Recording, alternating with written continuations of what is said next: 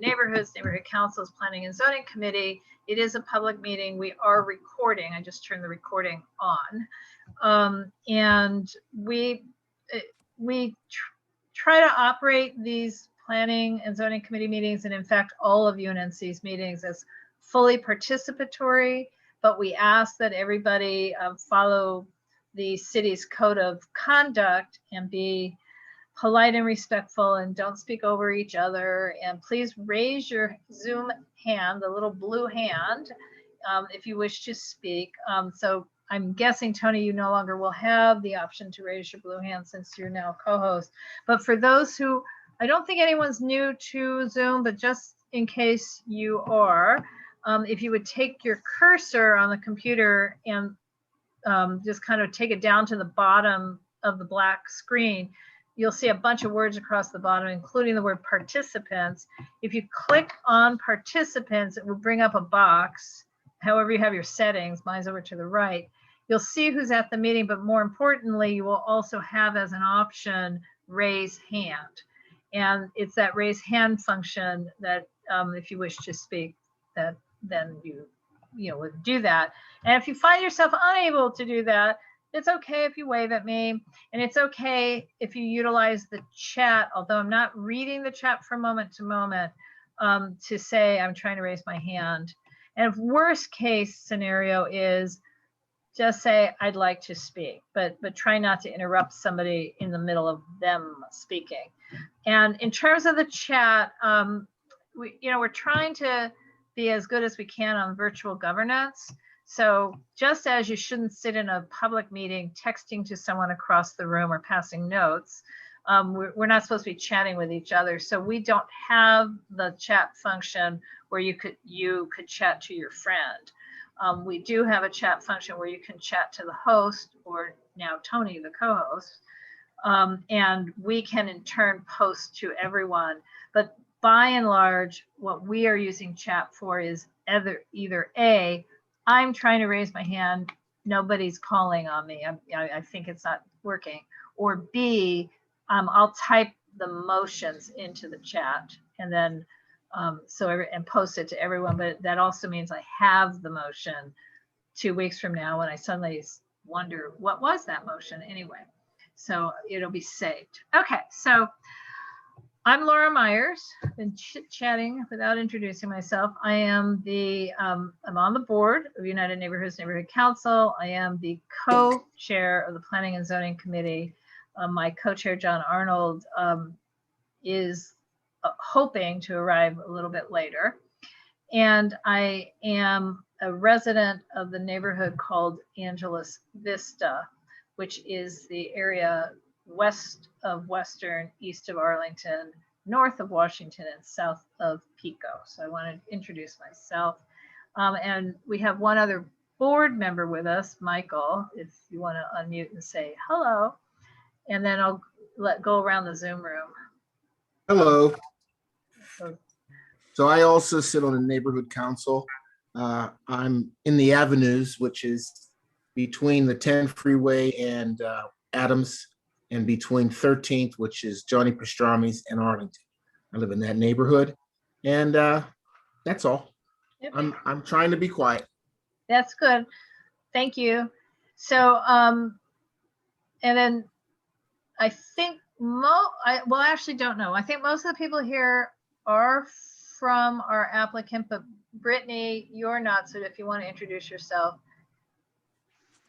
Sure, yeah. Hi, everyone. I'm Brittany. I've been living here in the area around 3 years now. I'm an urban planning and public health student, and I work for a community organization in the area. It's good to be here. Okay, thank you. Okay, and then Jim, do you want everybody to introduce themselves now, or wait till we get to your part on the agenda? Why don't we do it as part of our presentation? Perfect.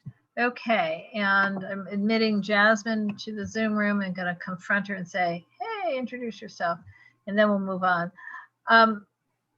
Jasmine, if you can hear me, if you're here already, we're just finishing up introductions. If you want, I don't even see a microphone yet. If you get a mic function, if you want to introduce yourself, or should I move on?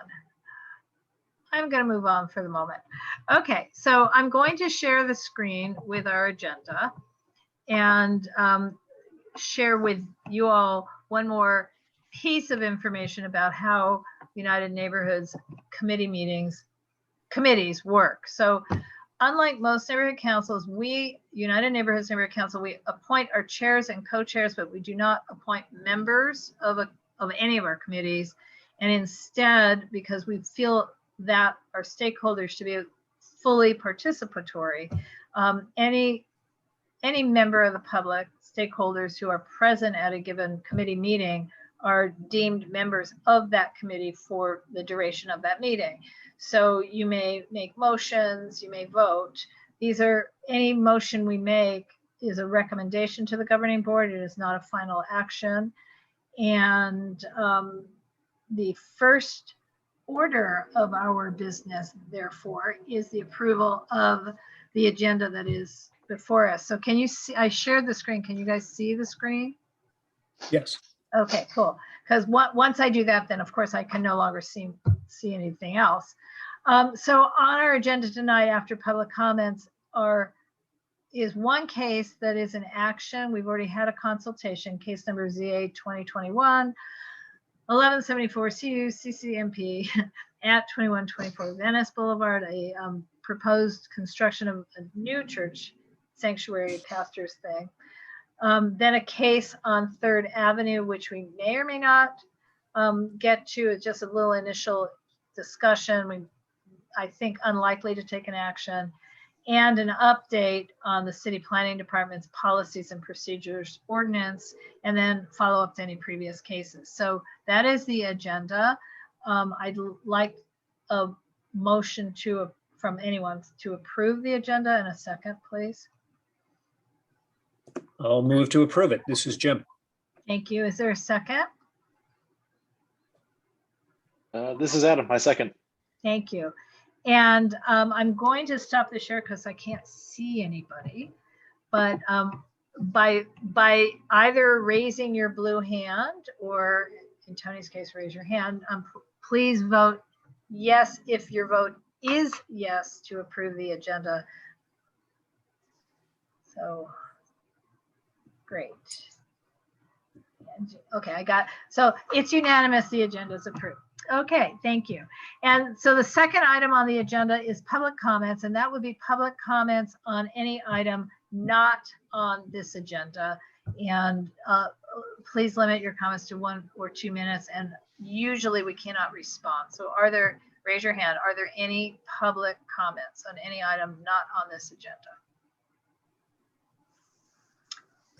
Seeing none, we're moving on to, going back to it, item 3, case number ZA, that stands for Zoning Administration, 2021-1174-CU, that's conditional use permit, CCMP, and that's the approval from a historic preservation overlay zone, at 2124 Venice Boulevard in the Harvard Heights neighborhood. And the Venice Church of Christ proposes the construction of a new 2-story church, sanctuary, with support facilities, an office, library, multi-purpose room, and an attached pastor's residence. The applicant's requesting conditional use permit allowing the operation of a church within the C1 zone, and it is replacing an existing but vacant church use. And there's a separate proceeding, a separate request for an approval from the Harvard Heights HPOZ, which, I mean, you guys will describe it, but that primarily relates to design issues, if I'm not mistaken, and not the conditional use permit, but everything gets linked. And Tony, I'm gonna hand it to either Jim or Tony. Tony can drive on the presentation, but I don't know who's presenting initially. Well, Tony will be doing the bulk of the presentation. Good evening, members of the Planning and Zoning Committee of the United Neighborhoods Neighborhood Council. My name is Jim Sir, and I am the project representative on behalf of the Venice Church of Christ, who's represented here this evening by Adam Girion, who's one of the board members, and Gerald Johnson, who's one of the board members. Tony Plesko, who will be presenting our project is the project architect with Plesco Architects in Los Angeles. And with that, with no further ado, Tony, please walk us through. All right, thanks, Jim. And thanks again for everyone coming out this evening. Thank you, Laura. Thank you, Laura. I'm gonna try and let me share. Can you guys see can you see the sheet? Yes. Yes. Okay, great. Okay. So let's see here. This is the cover sheet. This is basically the package, Laura, that I sent you the other day. Right, and and I did upload it. Okay, great. And I'm going silent now. Okay. So basically, as the project description in the agenda accurately describes, we are proposing a new church structure on the corner of Kingsley and Venice. This is our project site.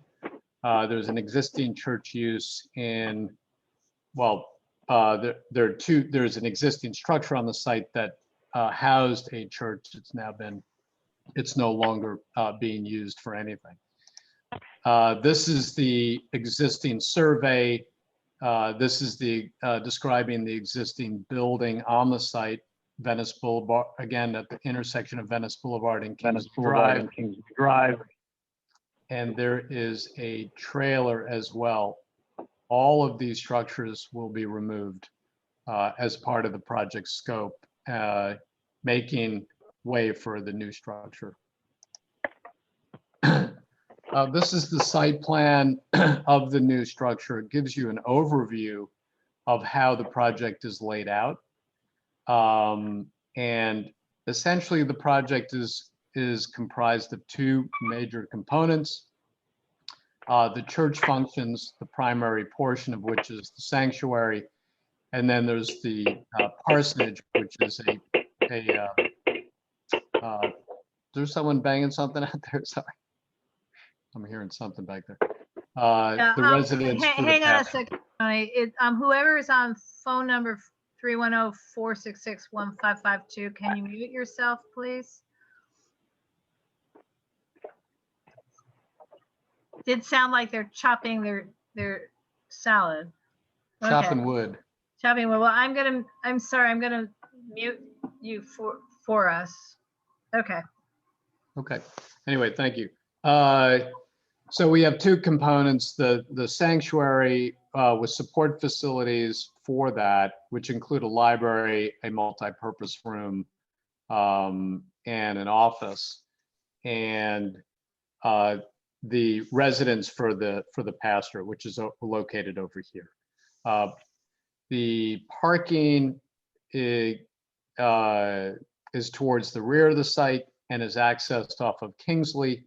And towards the front on Venice Boulevard, the entry is into a courtyard. So we've tried to create a courtyard off the street, and that frames sort of a space that from which you then can access the chapel. This is the first level, the first floor plan. And you can see that the majority of the site actually is utilized to accommodate the required parking. Our seat count is 85. This amount of parking together with some bike spaces meet the requirement to park the sanctuary. That's the requirement. In the front is the courtyard that I spoke about, the library, the multi-purpose room, and the office. And then up above at the next level is the sanctuary and the pastor's residence with a third level for one more room for the pastor. And that's how this thing is basically configured on the site.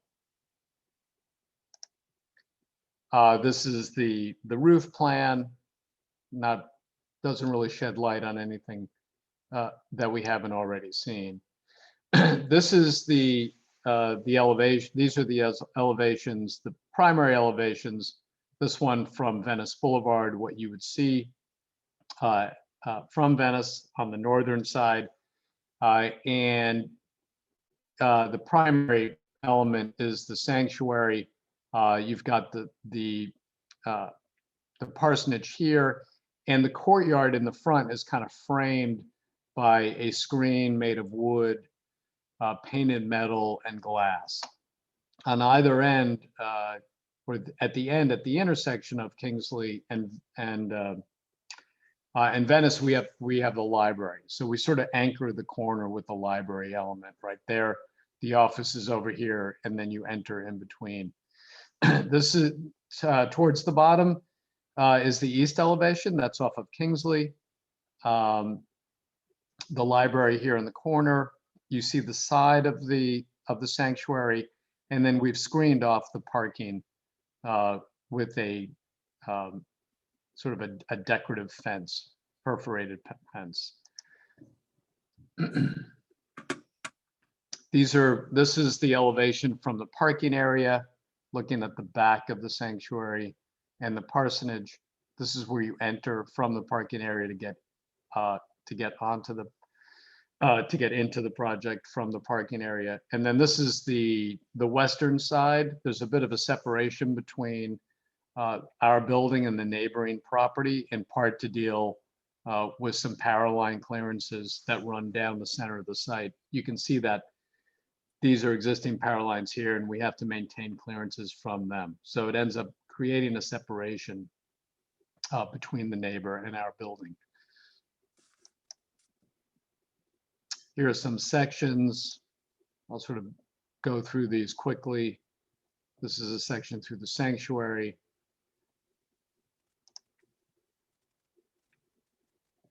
This is a section through the courtyard. There's sort of a celebratory stair that brings you up into the chapel. This is a section through the library and the office. Some of the heights in here are basically were arrived at to conform with the regulations of the CPIO. So we actually have two overlays on the site. We have an HPOZ, which is historical overlay, and we have a CPIO. So we're dealing with two overlays at this particular location. More sections. This is a material palette. We're using a very simple palette of materials. These have gone through preliminary review with the HPOZ. We're using smooth troweled stucco primarily, and cement panel board clapboard, all white. Those are the predominant materials, and they were selected because they're consistent with structures in the neighborhood, and that was really an important part of the HPOZ review. If I could just add, Tony, that we'll discuss it in a little greater detail. The existing structures on the property are not contributors to the Historic Preservation District, to the HPOZ, and therefore our new structure is applying for a certificate of compatibility, and the direction and results of extensive coordination with the HPOZ board is the design that Tony is presenting now. Right. Thanks, Jim, for the clarification. This is a landscaping plan. The goal here, if we can do it, is to use mostly gravel, both in the parking area and in the courtyard, and eliminate as much asphalt and hard surface as possible, together with planting that is sort of drought tolerant and more suitable for our area. So getting to sort of like some more graphic material, this is an elevation of the front of the church from Venice Boulevard. Again, the chapel, the sanctuary being the central piece, and everything else essentially playing a supportive role. The project also picks up a lot of its modularity and some of the design notes from the neighboring buildings, which are contributors.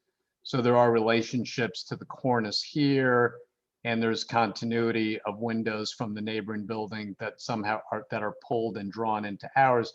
So a lot of the design elements have been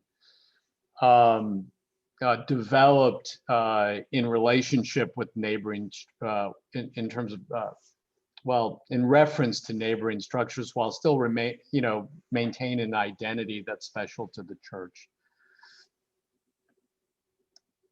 This, oh, by the way, this at the front, one of the features of the project is to allow the courtyard during certain times of the day to be open. So kind of, open to the public itself, sort of a welcoming gesture to the community. And so you're seeing a portion of this wood gate, which well, ideally could basically slide completely away, but you're seeing a portion of that open, allowing people to come in. That's this mode now. And then this is showing that gate closed. And the material palette again is plaster, clapboard, painted metal, glass, and wood. This is a view from the corner, Kingsley on the left here, and Venice over here. And again, the library acting as sort of an anchor at that corner. A view from looking from the west down towards it. The screen kind of bends inward, and it kind of allows people to kind of see more clearly into the courtyard. It also reveals more of the actual chapel structure itself, and you're seeing the parsonage kind of stepping back, but that's the structure here. This is an aerial view. So now you get a better sense of where the parsonage is. The area below here is the multi-purpose room off that courtyard, as well as the office. And then this is the library, and then the sanctuary here. And again, you can see the kind of relationship to the neighboring building in terms of its mass and some of the horizontality, some of the lines here. And also, it's a little bit harder to see, but there's also a sense of scale with respect to the residential portion to neighboring residences here, but in terms of mass and also material.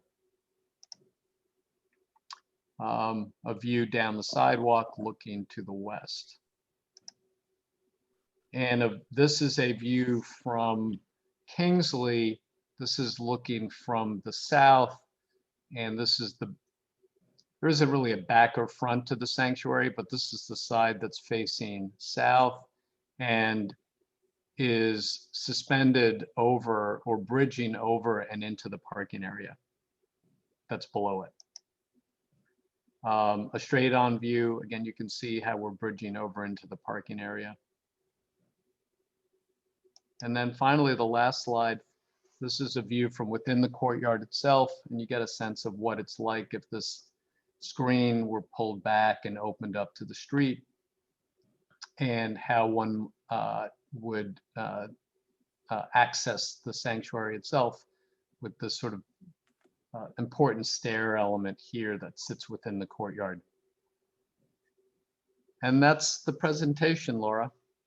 Well, if I could just ask for a second for Gerald and or Adam, if you could give a little background on the Venice Church of Christ and its return to its neighborhood of origin.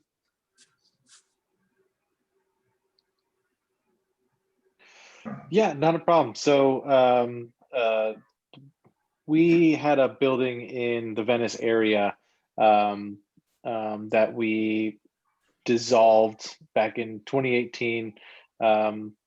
But in the process of doing so, came to find out a bit of the history as we sought sort of where to relocate to, and learned that we actually were originally stationed in this area off of Normandy, I believe back in the 50s.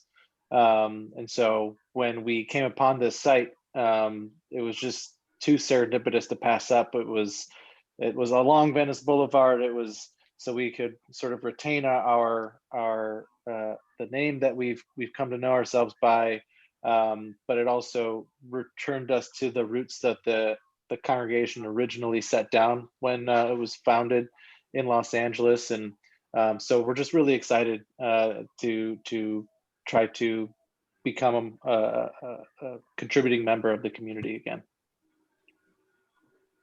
And the only other thing that I would add before we open up for discussion is that the last time we were before this UNNC Planning and Zoning Committee, there was some conversation about traffic impacts. This facility will primarily be active on Sundays with services, and beyond that, we'll have minimal activity on the site. There is no school related to the church that is planned, nor any space for it. And the comment was raised a number of months ago that the group would prefer to see directing the traffic towards Venice Boulevard on leaving the parking lot. And the church is pleased to cooperate with that as long as we get the approval of LADOT and the Bureau of Engineering, who would both have a say in those traffic condition elements. And with that, Laura, we turn it back to you. Well, yeah, so I mean, I would say there's ways to just signal it besides a sign that says on your own property, after you have a certificate of occupancy, left turn only. But anyway, that aside, there's also, I think, a way to kind of with landscaping and on the public realm direct people. I don't know, we can talk about that later. Bureau of Engineering has not been particularly cooperative with our requests, and in fact, just two weeks ago, forced the apartment building under construction on Washington between Gramercy and Wilton Place to paint the entire curb, the whole distance, red, even though that's community parking. So, but what they were told is, oh, well, after you have your certificate of occupancy, then you can apply to paint it white again. And it's like, oh no, it's such a brand new curb and now we're gonna be covered in paint. So anyway, so Michael has his hand up, but before I call on you, Michael, are there any changes from what we saw previously? Not that I remember what we saw. Really, not really, Laura. There might have been I think one material change at the front with respect to adding the glass, which was something that we had picked up on through another HPOZ comment. Okay. But other than that, the form is just, I believe it's almost exact, if not exactly what we showed you before. I'm not 100% sure, but essentially this is what you saw the last time. Right, so there's no major revisions. Okay, Michael. No. Nope. Michael, you have your hand up. Yes, can you hear me? Yep. Yes. Okay, I'm familiar, but not a little familiar, let me put it that way, with the site. I have a question. Isn't there a common alley to the west of your property between your parcel and the adjacent commercial parcels? I don't see that separation in your renderings. There's no alley there. Yeah, we wish there was. It would be There's a lot no easier. alley, but what I can show you is that we created a separation, but this is our property goes right to this line. And there's no alley. Okay. Okay. Anything else, Michael? No. So in terms of tree plantings and other landscaping, is this site one of the ones where the city just planted trees? That may have happened after our last meeting. No. They planted trees within about the last year to year and a half, in my recollection. And the city has also improved the pedestrian ramp at the corner of Venice and Kingsley with a new curb and ADA accessible ramps at the hard corner. Okay, so during construction, how are you protecting the relatively young trees and continuing to water and maintain them? UNNC has declared this the year of the tree for us. Right. Sounds good.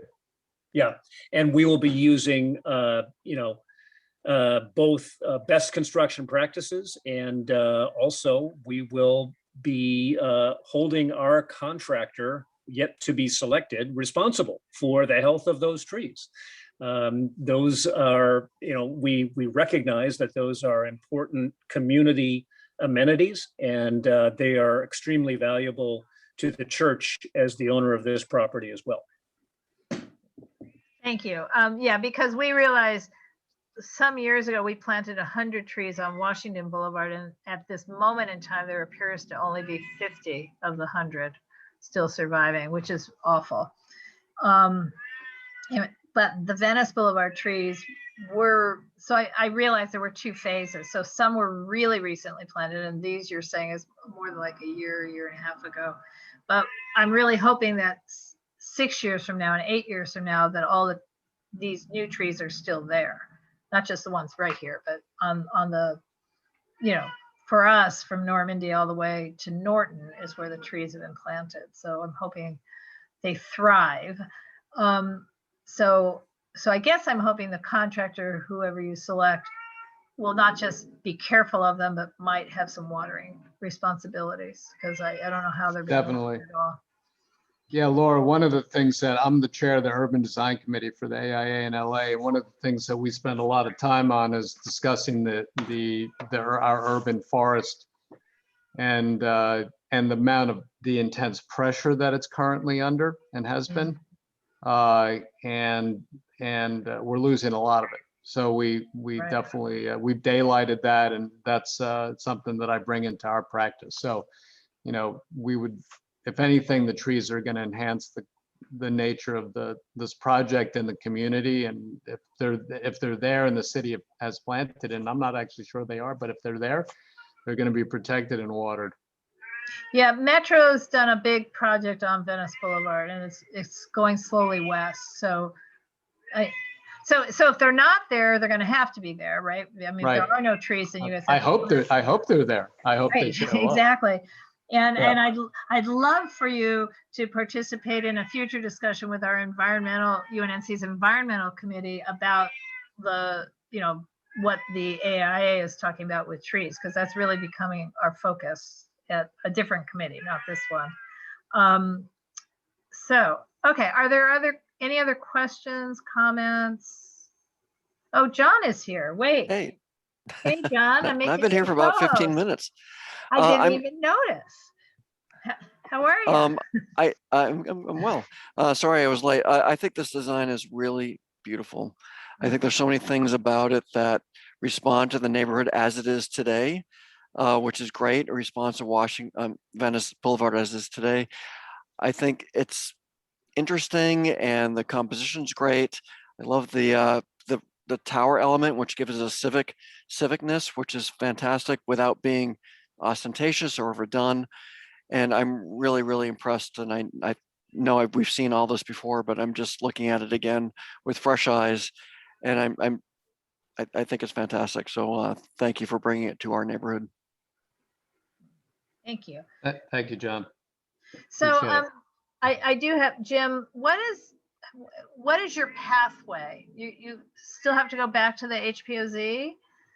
Well, we still have 2 additional public hearings. One will be in front of the HPOZ board.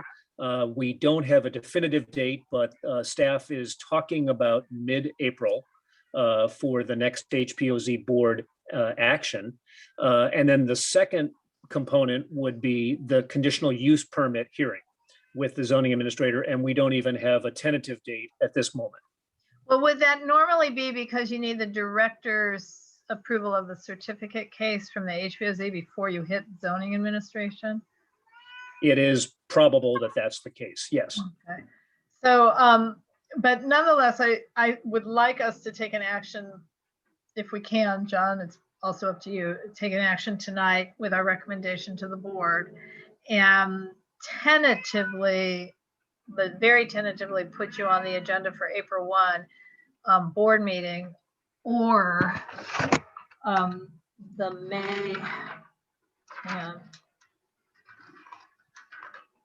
May 6th board meeting. But the question would be is, how soon or not soon do you think you would have an answer from the planning department staff as to whether a zoning administration hearing would be before or after May 6th? I wish I could tell you that. I don't really know. Nothing is moving quickly in the greater city family at this time. Correct. No, I'm just trying to figure, well, we can talk about this a little offline. So what I would like to do is that we tonight do our motion of recommendation to the board and figure out if we're going to be, not tonight, but figure out in the next week, Jim, if we're going to be on the April 1st or the May 6th UNNC board meeting. You know, at the moment, it would appear to be more convenient for us to be May 6th, but that's not convenient if it's after your ZA hearing. So, right. So that's the juggle. Okay. Right. So are there any other questions, comments, or are we ready to do a motion? See nothing. So John, do you have a motion? Sure. I missed half of the presentation, so I think it's appropriate just to do a general recommendation that the UNNC, I'm typing this in, the UNNC Planning and Zoning Committee recommends that the UNNC Governing Board approve. I know we don't approve. No, we can recommend approval. I mean, our choices are recommend approval as presented with that extra special language, John, that you always seem to know what to add. Or something about something sticking to the plans, blah, blah, blah. Yes. It's or a recommendation for non-approval. I don't think it's going that direction. Or if there's any other things we wanted them to change, but I haven't really heard anything on that either.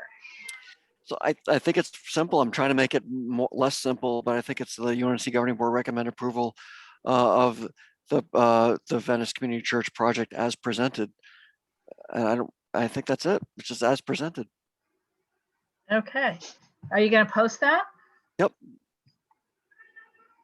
Hold on, let me just type a few more words. Yep. It's Venice Community Church, correct? Venice Church of Christ. Church of Christ. Church of Christ.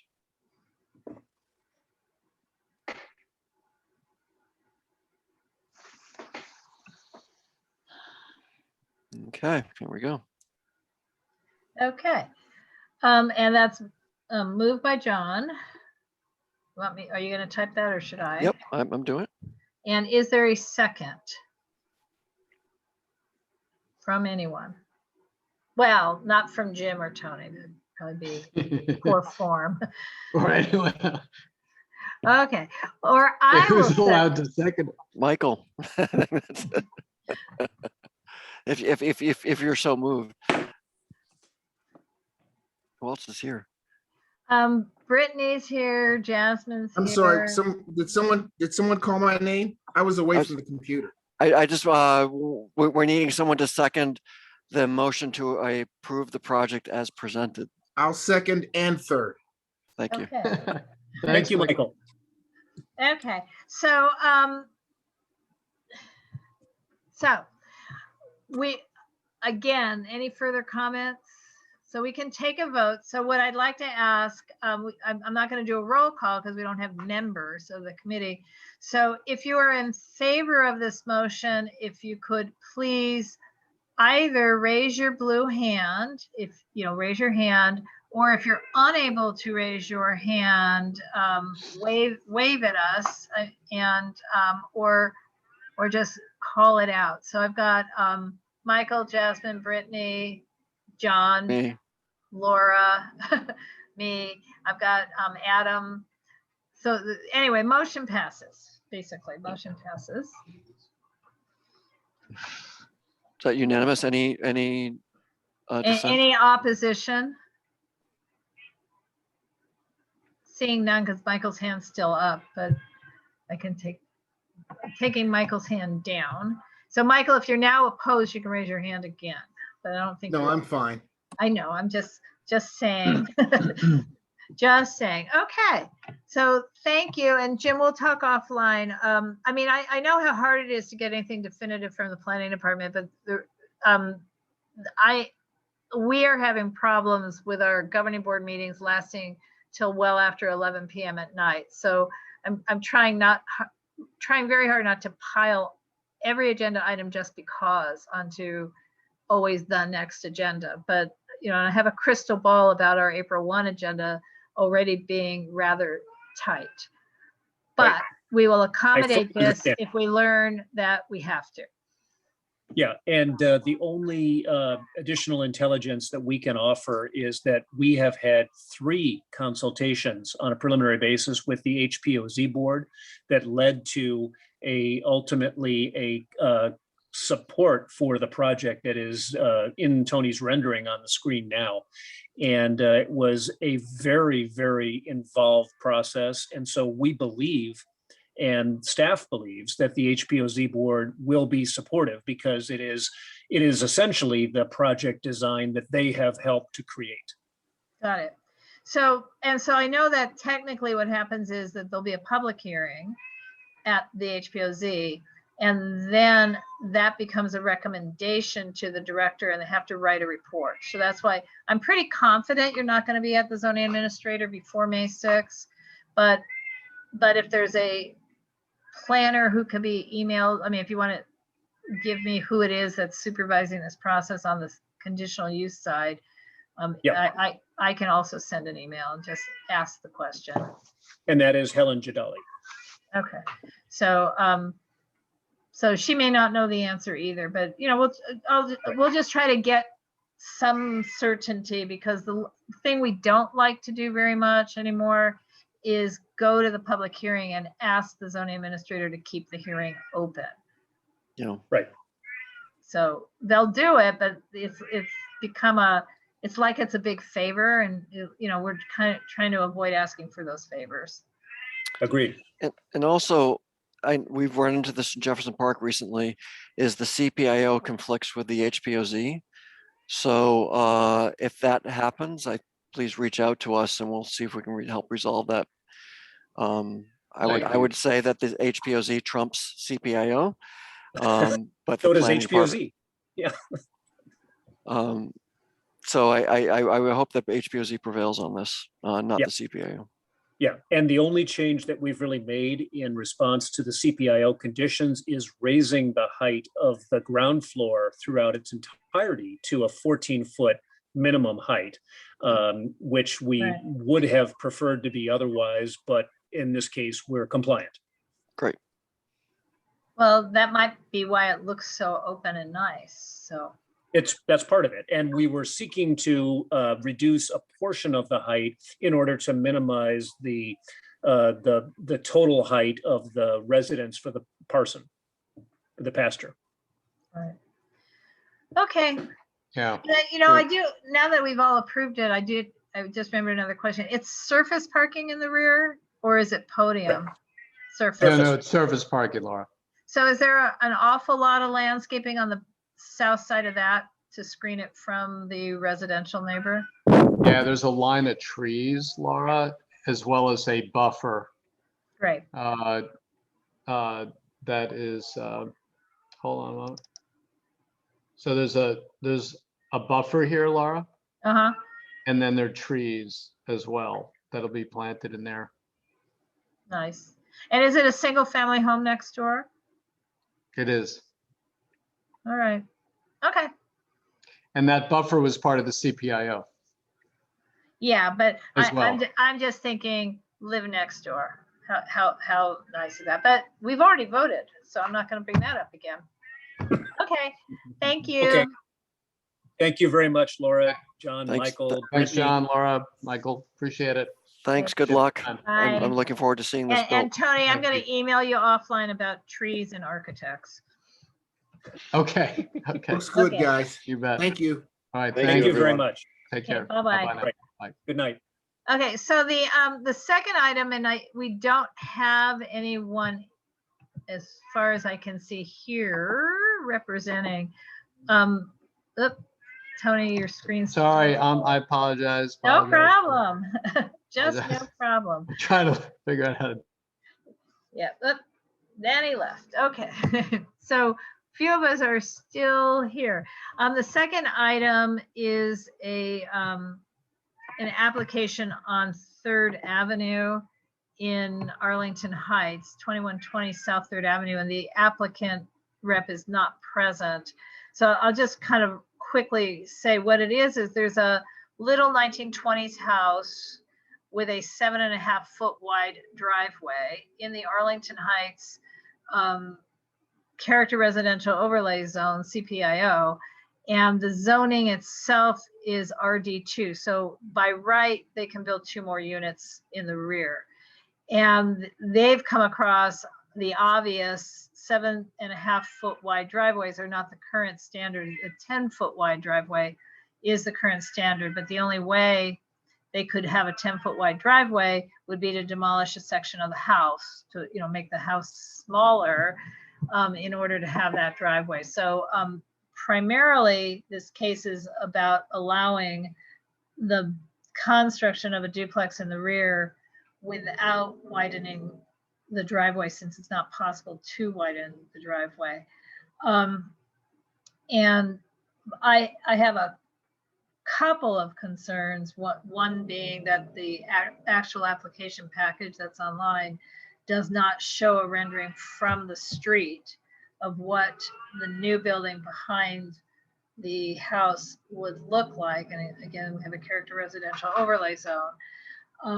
And John, I think you'll understand this. They're not proposing an ADU and a JADU. They're actually proposing a new duplex. So they don't get all the bennies of the ministerial approvals of accessory dwelling units.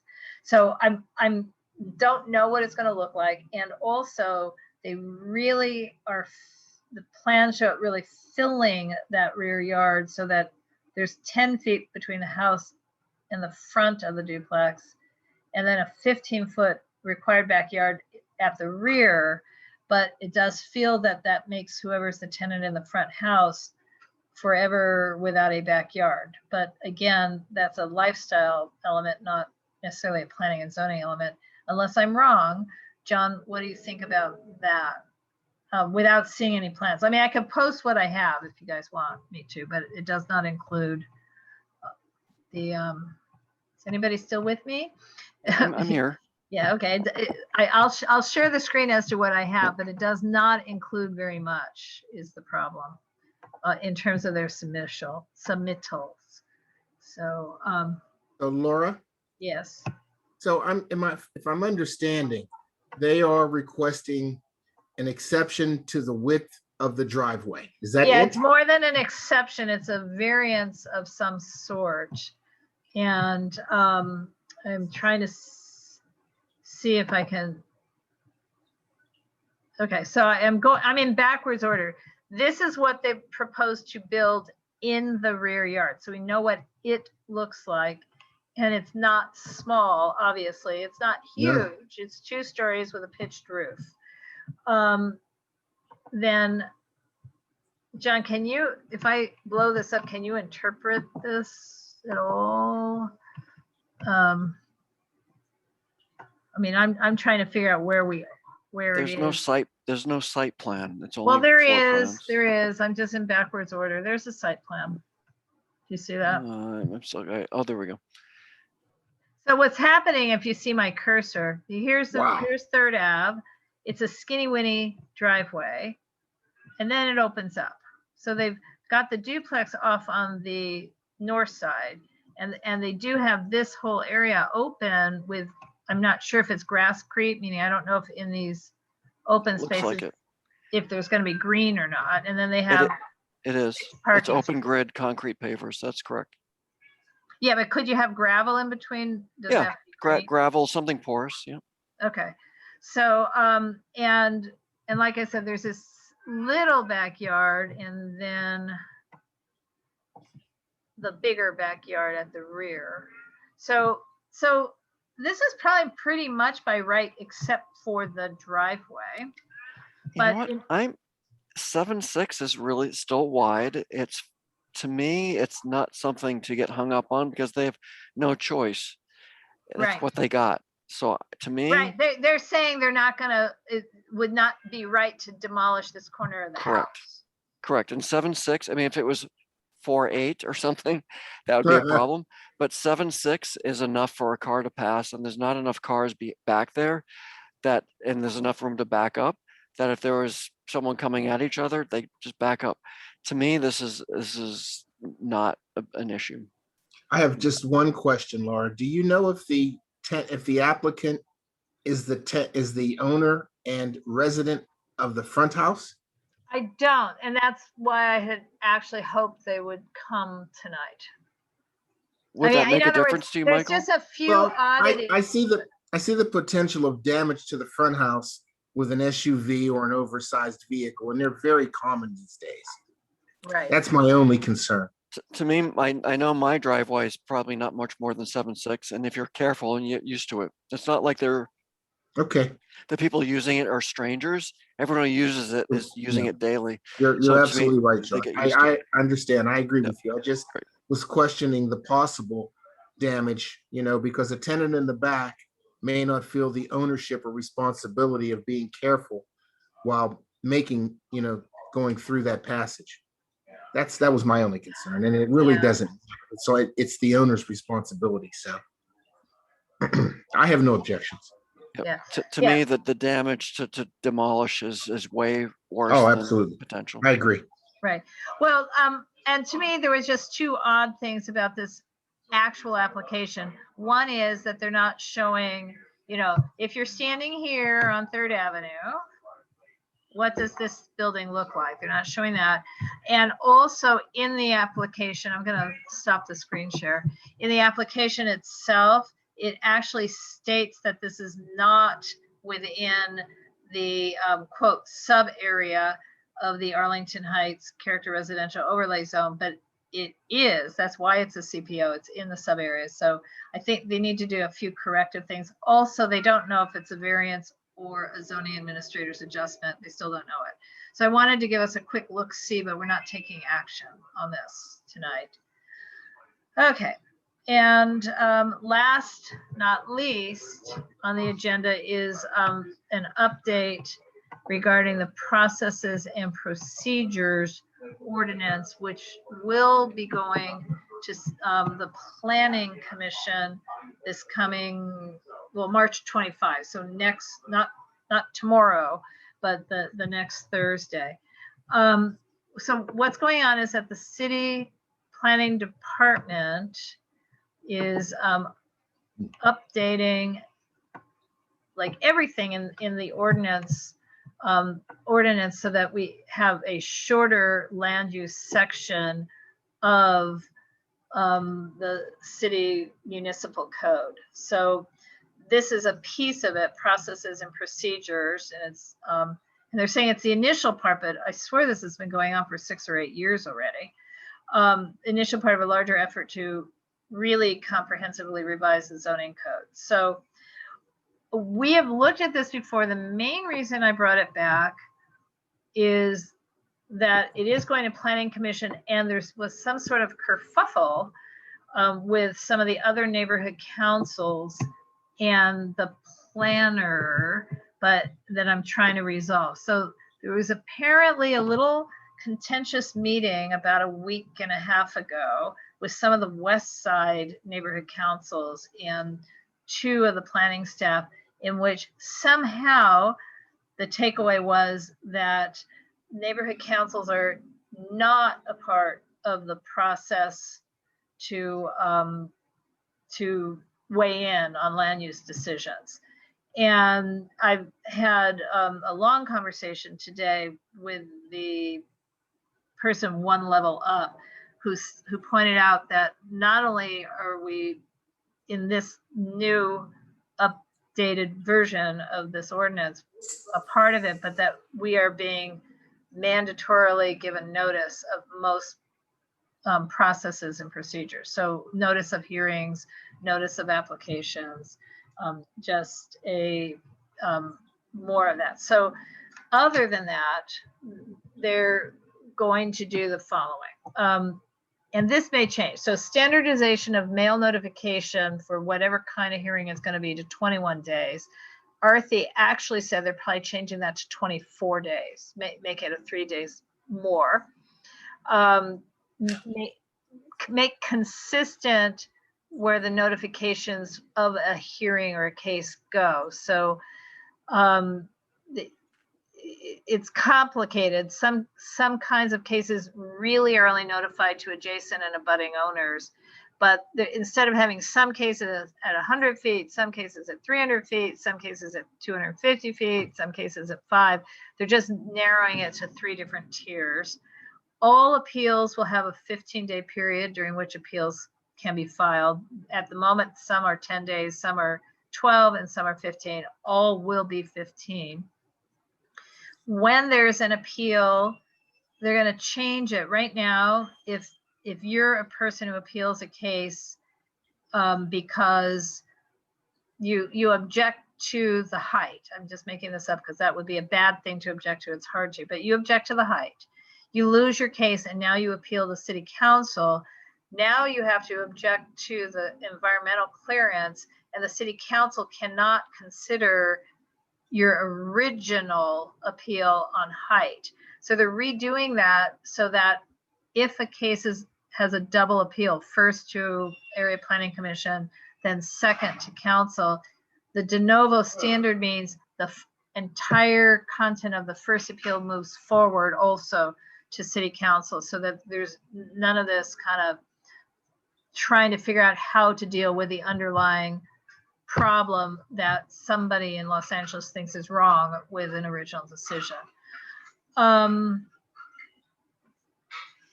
I don't know if you know anything about alternative compliance. Or creating 3 new processes, and one is alternative compliance. I think that one's worth looking into because I wonder if that's a CPIO thing. And you're muted. Okay, there you go. Have you heard of this? I have not. Okay, because I wonder if that would. I mean, it's going to take a while to get into effect, but that might be an approach, perhaps, to all of our CPIO issues. And so it's going to, propose changes. Neighborhood councils that are certified are going to be required to be noticed. We sometimes get notifications, sometimes we do not. We had already commented, and I think it's worth commenting again, that mail and electronic notification, because mail is so unreliable in the first place. And I'm just quickly going through this. Can you guys all see the screen? Because I can't see you seeing things or not. Yes, we can see it. Okay. And then frequently asked questions. How is this part of the larger update to the zoning code? This is the framework to then revise the whole zoning code.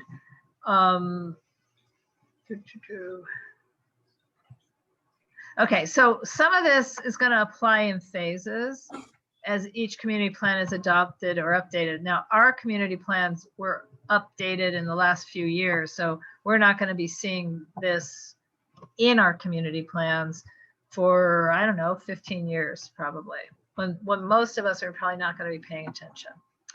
And will this ordinance make it easier to use the zoning code? You know, I have seen the revised processes and procedures ordinance. It's still 700 pages long. So I'm going to answer no to that question. Their answer might be yes, but it's going to be a big fat no for the most of LA. And it will not revise any zoning. It will possibly change some of they're saying the public hearings that are currently required will remain required under the existing rules. I'm not sure because they're changing some of that stuff. And let's see, will it alter the old?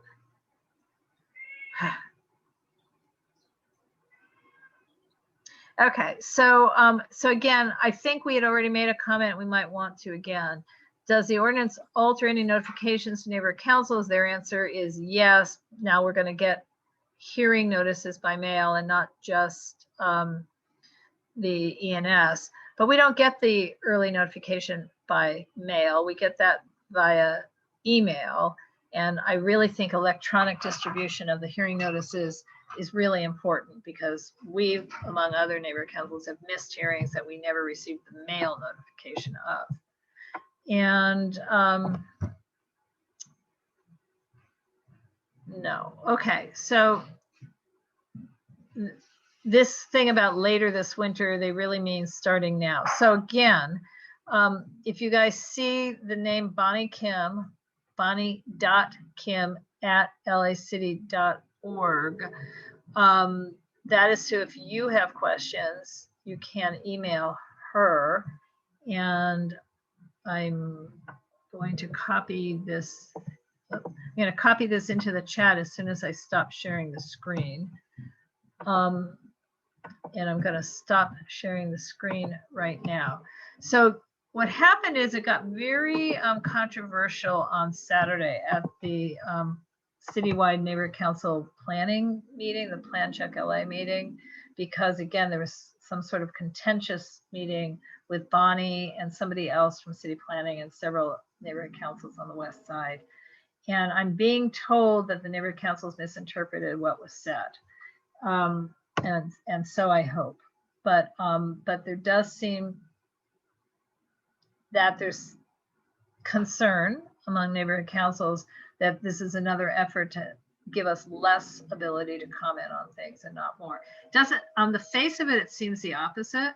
Longer periods to appeal, a longer 24-day notice. They're going to switch from 21 to 24-day, but make all cases 24-day notice of the hearings, making sure we get the notifications. On the face of it, this seems better and not worse. So, John, you're scratching your head.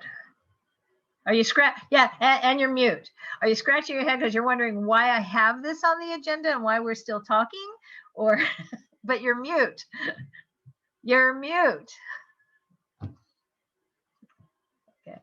I'm still at my office right now, so yeah, I was scratching my head because I had an itch, but I think we should just review it and see what if there's any issue. Okay, well, like I said, it's 700 pages, so yeah. I can yay! I can try and post the whole 700 pages up into this advanced agenda packet and leave it up there because we never take anything out. I had not already done it. So if anybody is interested, so I'm guessing there'll be a movement in the city if there's something. Sorry, there's activity behind me in the office. If there's some zeitgeist about it that's negative, we'll find out. But God, reading 7 pages doesn't sound particularly attractive. Well, especially since it's got line outs. I mean, it's annotated. It's it's like, oh my God, it's really hard to follow. So anyway. I can't imagine, but does anybody have any questions or comments other than to say, why are you bringing this to us? Because it's too complex. But yeah, okay. Seeing none, last thing on the agenda. Yeah, I should invite some other board members to come and see how efficient we can be at this committee. Last thing on, because we are. Last thing on the agenda is follow up to previous cases, ENS and old business discussion and action. John, I know you muted yourself again. If you could unmute and follow up on Van Ness. Yeah. So Van Ness. There's a little bit of a, to quote Laura a few minutes earlier, a little bit of a kerfuffle this week because they apparently applied for a demolition permit for the 2 houses on Van Ness. And that demolition permit is only for the garages in the back that need to get torn down to make way for the new duplexes at the back of the houses. So there's nothing, everything is going forward as we understand it. And that the project is in plan check for preserving the 2 houses at the front and building 2 duplexes at the rear. So everything's on target. So if you see, obviously, if you see anything activity that doesn't look like that's happening, please notify me. But I've been open contact with the developer, and the project is moving forward as we understand it, which is a great thing. And the developer's been very open with me about everything that's going on. A lot of the demo permits that they're trying to get rid of right now are from a year ago that are still on the books, and they're trying to wade through LADBS to get those off the books. So everything's cool, and everything's moving forward, and this is a great win for the neighborhood. Thanks. Okay, great. So on a less positive note, you might all remember there was not just an appeal for 1537 South Wilton Place, but a fire that badly damaged that house. So a few days ago, there was another fire. So that means the developer is still doing nothing to secure the premises. And I can attest to that because the homeless people who no doubt want to stay warm are still living in the fire ruined house. And so there was another fire, I think it was Saturday, maybe Sunday. So John, I don't know what to do about it other than to keep telling the council office. So what's the address on the new fire? I haven't heard. 1537 Wilton, the place you biked by. The same one? The Same same one? house, second fire A second fire. I didn't hear about this. over Did the it do weekend. significantly more damage, or is it? I don't know. I haven't had the heart to go look. I just don't know. You know, I mean, it's just a situation where the developer clearly really doesn't have a great motivation to secure the property. I don't know any other way to say it. I'm trying to be as nice as I can. And the homeless people moved right back in. I mean, in other words, they're not homeless. This is their home. And the fact that it burned down around them didn't stop them from moving back in. And it's miserable conditions. I don't know. I just don't know how we solve these problems. Because I also, we had a discussion in executive committee about doing cameras at the two houses at, South Sea's house and Isidore House at Benny Potter Park just last night. People are breaking into that. The work has commenced to do a renovation, historic renovation at 1828 South Gramercy Place. So that's 2 doors away from me. Everything looked recently hunky-dory, but when the contractor got there today, he found out that somebody had removed the back boards of the front house and was living in the front house, even though everyone who had been there up until 2 weeks ago was arrested and put in jail. So this is just happening all over the place. And I don't know. Laura, haven't we gotten the ear of the council district to participate in finding out what's happening about these? We have. I mean, Danielle Merrow, who's one of the deputies, actually emailed me yesterday with a copy of the form, the no trespassing form, to hand out to any developer that we identify who needs one to fill it out. And it's like, but 1828 Gramercy, he's not just filled out the forms, but there's additional forms where he's given authorization to the next door neighbors and given them keys to allow the police to go in and arrest anybody. It's just that in this case, they were living there so quietly that nobody knew until the contractor came today and unlocked the door and, oh, look, there's people.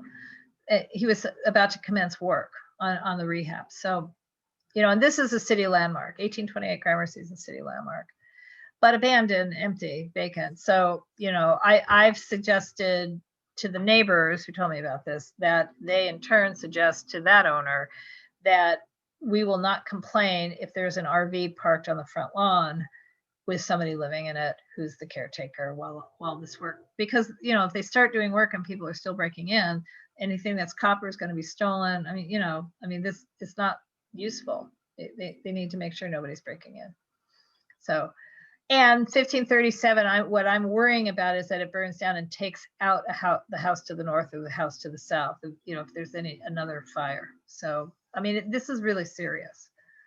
But so is there any way we can codify all this into collective knowledge for the UNNC? My fear is that we're talking about it at this meeting every time, and we're recording the meeting, so we have a record of that. But what can we do to express collective concern for this? Month after month, you mean? Yeah. Month after month. I don't know. Jasmine, Michael, Brittany, do you have any ideas? Because it feels like a conversation between me and John. Well, it is. I'm listening. I was actually pulling it up on Google as you spoke so I could be familiar with the situation. So at this point, I don't have a lot to say because I don't know a lot about what's happening, unfortunately. Fires. I mean, in Yeah. other words, what has also happened, it's right outside the UNNC footprint, but on the corner, well, basically Windsor and Pico, Victoria Park. So it's really the corner of Windsor and Victoria Park Circle. The duplex there also burned down about 7 days ago, maybe 2 weeks ago. Also because somebody was living there, got cold, built a fire in the house to warm up, and there it went. It was a duplex, so it's the walls are standing, but apparently the inside's well gutted. This is the one in Victoria Park, Laura? Yeah, the Spanish. So it's not in our footprint, but I mean, it's. I mean, the fires are a problem, and the break-ins are a separate problem, obviously. So why is the developer being so cavalier? I don't understand that. I just looked at the property. It looks like it's worth like $1.3 million. I mean, this is he paid like $1.3 million, but he's trying to build a TOC building that's going to have 30 units. So for him, it's just ugly and old. But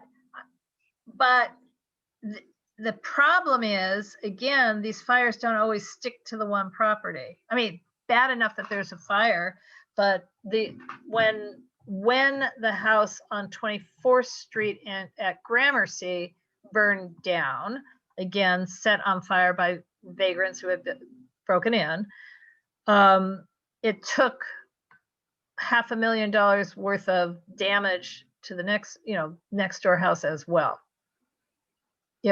Serious fire damage to the next door house as well. And we've seen this in the past in historic West Adams, not so much within UNNC. But I hadn't seen anything like this in 25 years. And we have one after another now. So, and so many houses with squatters. And really, Donna Jones told me that the Isidore house, which the city owns, so that's the house next door to South Seas. It's on 24th. South Seas house is 2401 West 24th. So Isidore would be making up an address, but something like 2405, right next door. The people who had moved in changed the locks. So the city went back in and moved all their stuff out, rechanged the locks, boarded up the windows, and then the people came back and crawled through the vent screens under the house and somehow broke in through going up through floorboards, and we're back in the house. So seriously wanted in the house. So again, this is far more than I'd ever seen, because I'm seeing it in multiple locations where the boarded up houses, the people are pulling off siding or going through the floor. I mean, in other words, they're not pulling the boards off windows. They're actually pulling pieces of the house apart to get in. So, wow. Yeah. And that's also, there's a house on LaSalle, 2900 block of LaSalle. Again, the city's got it in receivership. So it's not city owned, but the city receiver. And he's getting every 2 weeks or so now emails. I mean, the people are living there again, and it's completely secure, boarded up, except it's wood sided, and people are tearing off the wood siding from the rear and breaking in. So I wish there was some action we could. I don't know what the action is that we could do to alert or whatever UNNC has the power to do to take action. I'm at a loss because there's so many issues involved here: homelessness, historic preservation, lawlessness. I don't know what the action is. Some of it is, how do you mandate? Can you mandate that no building should ever be completely vacated? Meaning, even if you have no tenants, you must have a caretaker. Can you mandate that? And I don't know the answer. That would seem to be the only solution, though, in all of these cases. So anyway, and the one in Victoria Park is not a development site. I mean, it's not like a developer was trying to have it torn down. It just seems to be in that case, and in a great grandchild who has inherited this house from the family that bought it in the early 60s or maybe the late 50s, is not capable of maintaining the house. She has her own personal issues. So she was just not capable of maintaining the house that she inherited. What's the address of that site, Laura? Oh, I don't know the address off the top of my head. If you're on, if you did Pico and Windsor, and then go one house south, if you're kind of doing Google Street View, you know, if you can get, but it's and I can send it to you later, Michael. I've got the please do. sad burned up photos of it. Well, my business is looking for opportunities like that. And, you know, that's probably the only workable solution there is, because someone needs to be, like you said, a caretaker. And if it's open for development or redoing the project or the property, then, you know, maybe that's what has to be done. But something has to be done. I agree with you. Right. Okay. Well, these are sad situations. Jasmine, go ahead.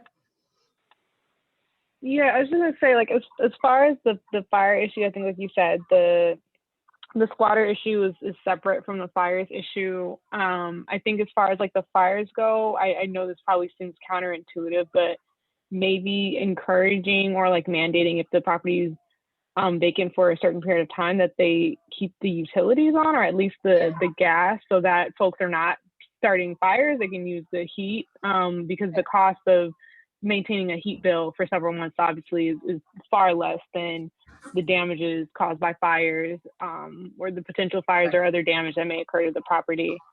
As far as the squatters go, I mean, I think that's tough. Like you said, like, folks just want, you know, a safe and warm and dry place to stay at night. So I think that's a tough one. But I know some of the houses around here by the Southseas house, I know they're vacant, but they also keep their utilities on, so they have like the lights on. Like, I know the homes are empty just because I live over here, and I know people don't come out of that house, but there are lights on, TVs on, something like that, to make it seem like someone's living in the home. But I think, like you said, a caretaker, I don't know if you can require a caretaker, but maybe, I know this is always a hard push, especially with, you know, development rising in the city, and these like inaccessible units. But, you know, a lot of folks have been pushing for vacancy taxes, and I'm wondering, like, if in like I know the taxes implemented if you don't, or enforced if you don't have someone living there, but maybe you can also waive that tax if there is a caretaker of some sort. But I know, like, that's probably far off because there's a lot of pushback on something like that. But maybe that's something UNNC can sort of look into and possibly support, if that's going to keep homes from being vacant and burned down because we're running into these problems. Right. So, I mean, Laura, yeah. is that house on the southwest corner of Windsor and Pico? No. So if you're on the south, It's close to that. yeah, if you're on the southeast corner of Windsor and Pico, and then just go one property south, so that you're residential and not commercial. Yeah, it abuts the commercial on Pico. Exactly. Okay, I'll check.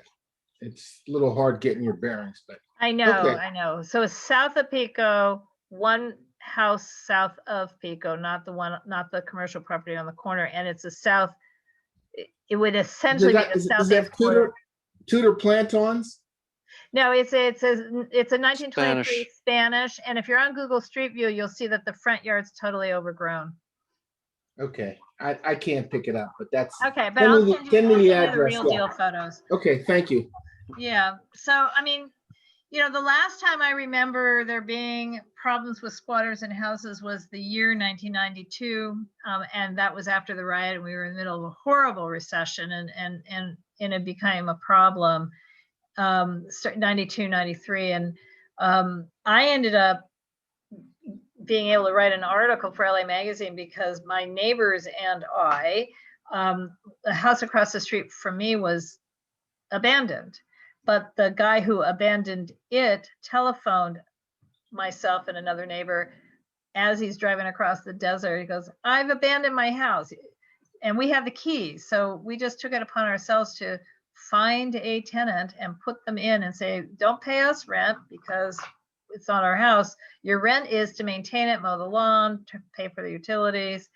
And it worked out really well, but it was totally illegal. But it worked out very well. When the house was sold, the family that bought it got a house. I mean, when it went to foreclosure, Wells Fargo was trying then to get rid of what they viewed as the squatters, but which were our tenants that we had put in. And the buyers then said, no, as long as we're in escrow, we want them in the house because we just don't want any squatters. So, it all ended up fine. And that family still owns the house. They bought it in 94. So, but that's not the right thing to do. It is not the right thing to do to squat yourself into one of these houses and find tenants. It's very much the whole idea of squatting yourself is just, that's what we did. I mean, we squatted ours, Walter and I, two neighbors, myself and Pretty creative when you get down to it, though. well, that's why I got to write about it in LA Magazine, actually. But the point is, it worked. It was just not the right thing to do legally. so I think we should all think about what kind of action we could take. That's where I don't know. I like Jasmine's ideas about required caretakers, or at least some diligent security, whether that's twice a day or once a day or 3 times a day, because the plywood gets pried open and they're in there. People are in there for 3 days. So, Yeah.